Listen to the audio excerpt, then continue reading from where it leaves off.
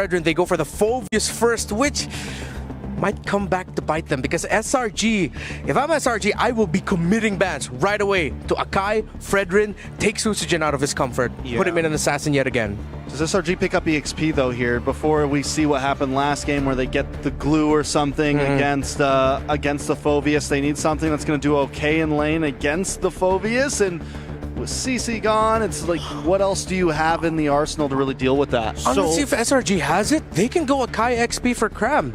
It becomes quite even in trade. Sometimes you could slightly beat it, but then you have the heavy spin to mess up the Phoveus in the first place. I don't disagree. I think that Akai is okay, but Glue is always the go-to in this matchup. I think Cram has played like thousands of games of Glue into the Phoveus every single time, and that's the risk that SRG is willing to take here, right? But this opens up a couple of possibilities. Now that we see what Toy is going to be playing, SRG, I think at this point are trying to figure out what is the mid pick that's going to be able to counter everything on the side of our RQ, and I think that's where we're going to see the flex pick. It might just be the Zitian all over again as a means, but we saw how game one went. It's a little risky.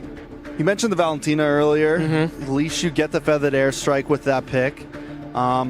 Much earlier in this day, I mentioned something like the Novaria, something to at least have big range. Oh, yes. And at least poke, and at least not ever be in range of the Farza. It's not going to clear, it's not going to maybe rotate as fast, but at least you have range and you have that backline arsenal.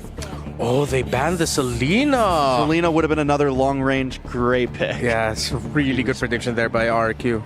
That's really smart. That's really smart. That means he has to go even further down the list of potential things to pick.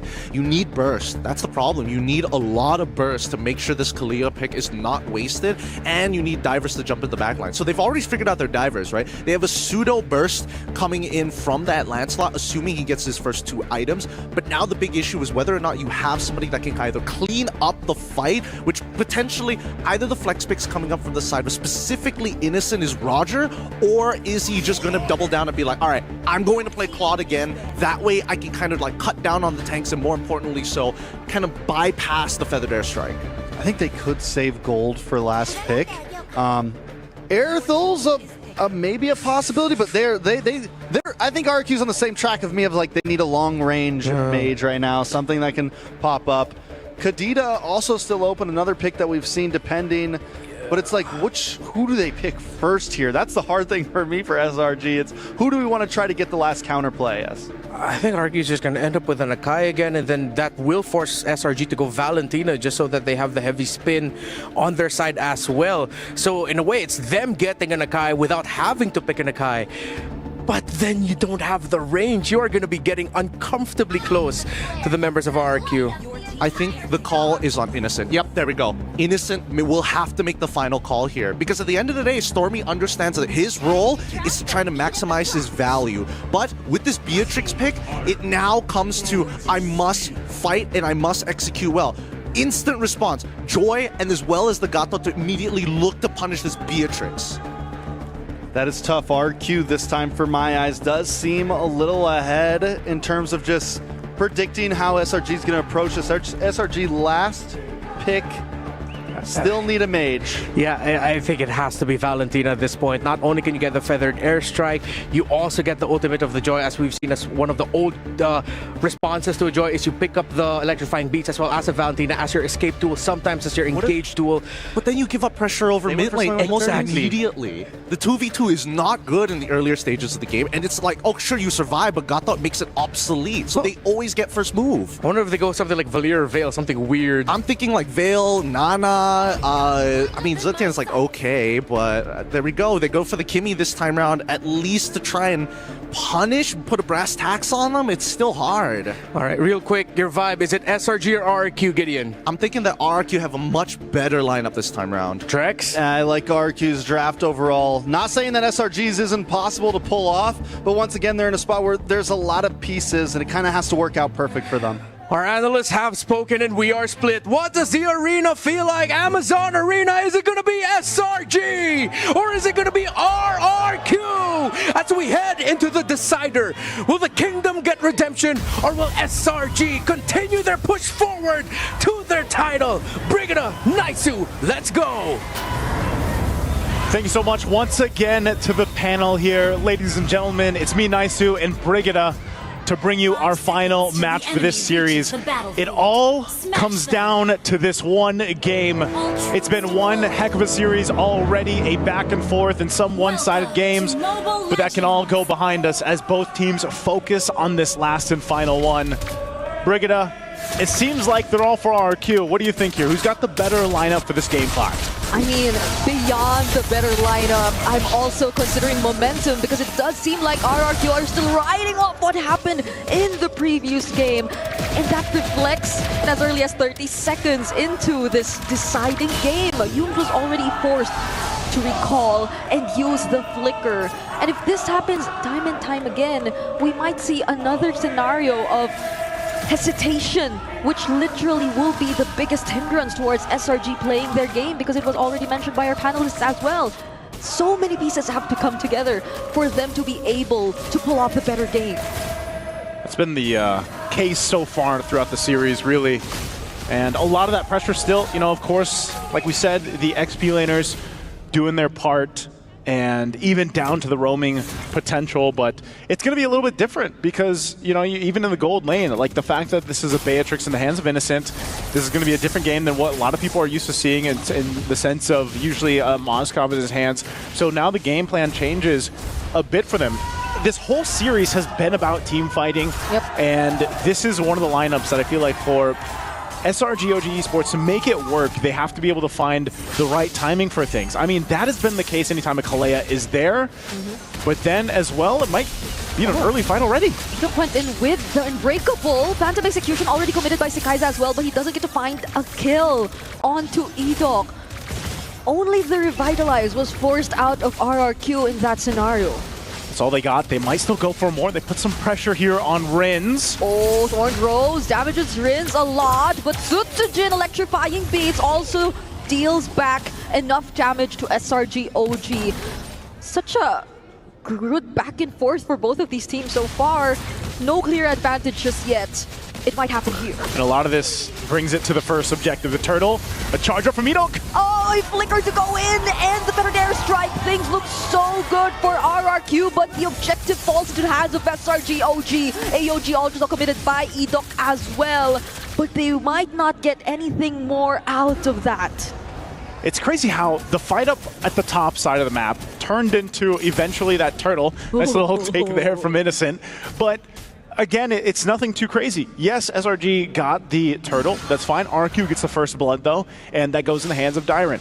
Again, a lot of the trending here for the XP laners is once they get that advantage, they play into it. But still, we're seeing how both these lineups, so Ritz. Oh, the Wings by Wings got cancelled, but still, he's alive. Like, you almost won't risk going in and potentially getting punished by RRQ, because right now they're the ones who need to do a bit of the catching up. RRQ are clearly in the lead right now. Fortunately, they're still able to somehow control majority of their lanes. Not too big of an advantage is handed over to any of the members of RRQ just yet. But the way things are going, it does seem like RRQ have less things to worry and think about. Like, whenever they decide to go in, they have ways to just constantly reposition themselves and get out, but now they decide to go in and commit onto the kill, maybe on Sekai, maybe on Cram, but he still has the puncture to get out. Now there is the mount coming in from Cram. They will find the kill on Dyron instead. Great job there from Cram to go ahead and bring Dyron back. That's exactly why you pick up the glue in some of these instances where you can reposition for the team to take favor of that. So good play up there. He's going to get a little bit of extra damage on that turret, that extra gold that he needs to go ahead and build in on this glue. So Turtle will be up here shortly, but you know, going back to it, it's you got a couple purifies to go ahead and utilize if you're RRQ, and over on the other side, a lot of the work that they've been doing is getting those flickers down from SRG, and we could see the same thing happen from time to time before either team actually commits to the turtle. So right now, RRQ's got positioning, they've got that favorable option, but Sekai's on the Lancelot, can just kind of join into this fight, and that's why they make their way here. Cram's going to zone out Rins for now, and RRQ will pull off, and he'll go for the reset. It could have been a 3v3, but now SRG, it seems like they're all complete. Phantom Execution already committed. They just a slight reset, but still Sakai's gets the last hit. There's the penetration coming from Innocent as well, and they get to burst down Siren. They have to walk away. They already lost a member. Now SRG, this is where it works for them, and Innocent getting that kill. Massive, already granting him the early Blade of Despair. Yep, good for him. He rotated on up. And I thought both gold laners would actually join that, but totally decided to do some extra damage to that mid turret. And the fact that the kill and the objective go over help that. Oh no! Stormy! Such a well-coordinated attack from Sutsujin and Rins. The first hit from the Fettered Airstrike didn't land, so it wasn't an immediate stun, but Sutsujin was there either way to supply a bit more of damage. And now what Toy has been really trying to work on is finally handed over to RRQ. That's the first turret that's taken down in this game, and if RRQ are able to keep this up, this is way too similar to how they were able to establish that dominating lead in the previous game. Oh, here we go, concealed from Yumes. He's going for it. That's the Flicker title strike into the Medic Rage for Tyrant, gets bursted down once again. The Kalea Beatrix combo has been working too well for SRG so far in terms of getting the pickoffs, even in the tankiest heroes.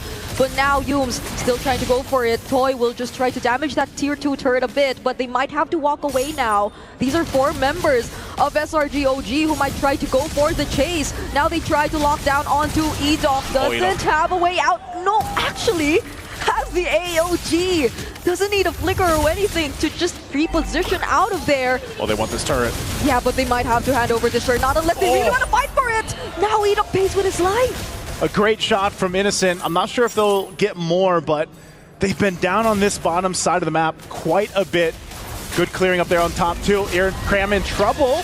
That's a decent amount of damage, but another Bennett's Rage to burst down Tyrant. Always the victim of the Bennett's Rage. Electrifying beats from Sutsujin, though nearly taking down Innocent, but he has the flicker. Phantom Execution doesn't land as well, and they just get a bit of information, but will have to let go of this turtle for now.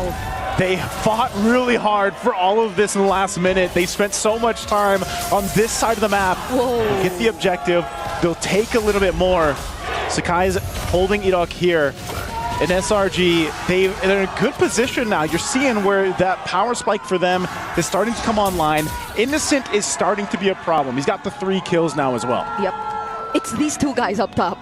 It's Yumes and Innocent. It's the boys. It's the boys. The way they're just so coordinated so far in this game, it's doing wonders for SRG OG. I feel like this is the most coordinated we've seen them so far. Sutsujin barely surviving that. Sakai's will he decide to dash in once again. There's the electrifying beats!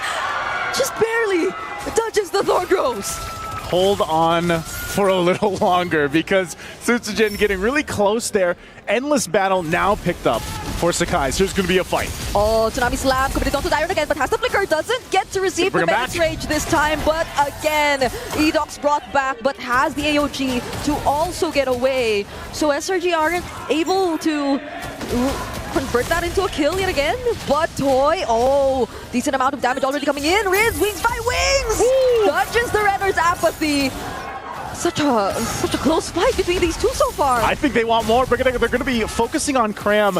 Now they want control of this tier 1 up top, but it should be cleared up. Sakai's is here. He's going to go for it. Doesn't land the Phantom Execution, but has enough damage to deal with Rins. Okay, who would have thought? SRG, even despite the situation, they have other members to rely on to go for the surprise attacks. And so RRQ, they might have to consider that and not be too complacent in terms of grouping up together, in as much as that's how they really utilize the strengths of their lineup. Big item pickup here too for Cram. A Radiant Armor now available. Some of that magic resist going to play into the part. They're going to go for the slam. Edok is the target once more here. Receives the Bennett's Rage once again and gets blasted by SRG OG. That's a successful pickup for their team right as the Lord has spawned in the bottom lane. But if you look at majority of the other members or the teams, it's just pretty equal. It's mostly really on the EXP lane, which I feel SRG OG was really keen on trying to shut down. Phantom Execution towards Rinse and Toy, but Tyrant gets bursted down once again. Sutsujin goes in, but might just have have to disengage. Innocent, he flickered in. He knew he had the damage. He knew he had it, but now they don't have a jungler. And right now, RRQ, even without Dyron, they could go ahead, set things up for their favor. Unless SRG does something about it. AOG in the mid lane, Cram. AOG to the face. Doing a great job at surviving Here's and Innocent. sustaining, but Sutsujin might come from the side, try to burst down a couple members here from SRG OG, but now Innocent with the Renner could only do so much. I feel like he just switched it a moment ago, so he couldn't dish out that much damage if he doesn't target it well enough. Oh, but he wasn't in the range of the Bennett's rage. That saved Edok. Sutsujin looking for more, gonna go under the turret with the beats, under the tier 1, but stopped in his tracks. And it has been a back and forth, all of this, between both the teams. But the positioning now for this Lord here is RRQ. Yeah, I have to say the knockups coming in from Yumes have been very, very crucial though. Either in looking for the targets to set up with a Tsunami Slam or just to literally deny RRQ from chasing down the other members of SRG OG, similar to what happened with Sutsujin earlier right now. But there's the Fettered Airstrike, another two-man knockup coming in from the Tidal Strike. Toy, unfortunately, is the first to fall for RRQ. You do not want that. Sutsujin, he can still come in from that backside, but he's going to be stopped in his tracks. Cram will zone them out.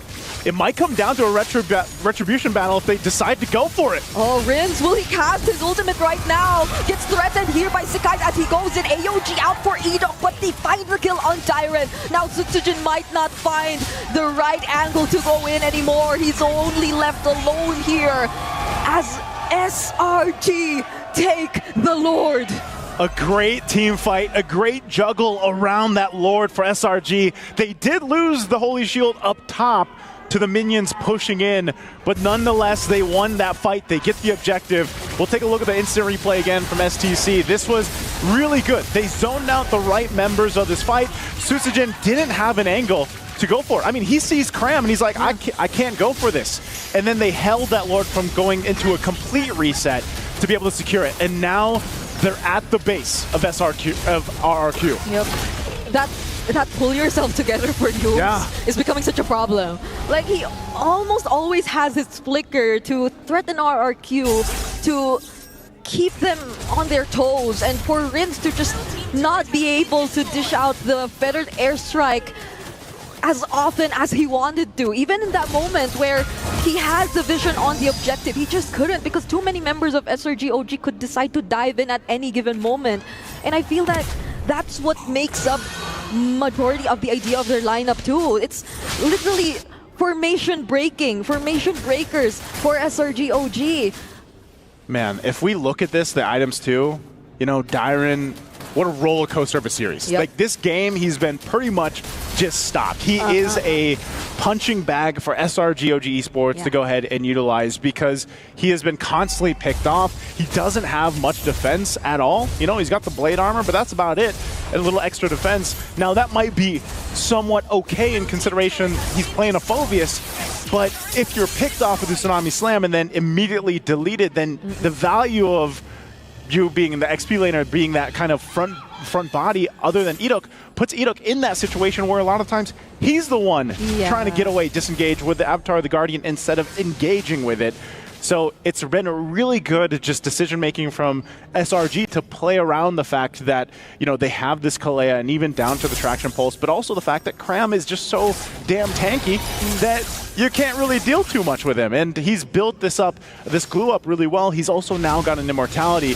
I mean, look how much damage this guy has taken. Yeah. He can basically go 1v5 on the glue and be okay for the most part, until RRQ gets to the point, itemization-wise, where they catch up. Now, how long is that? Probably another 5 minutes or so. Like, they need to get there. At least for Toy, he is on par with Innocent. And imagine, Innocent's got 5 kills. That's really good for Toy, but if he's taken out early, you lose a lot of that. Cyclone Eye into his death! Dyron did not anticipate that, but Sakai's, they find the kill onto Toy as well. Sutsujin gets to trade out Sakai's, but that's an exchange of 3. It's a 3-to-1 trade, Brigida, right now. SRG, they know the shield is down. They're going to push into the base turret. Oh, Purify already used there by Rins. He had to dodge the traction gonna end pulse. Conceal coming in from SRG OG. They only want one thing, and they're gonna go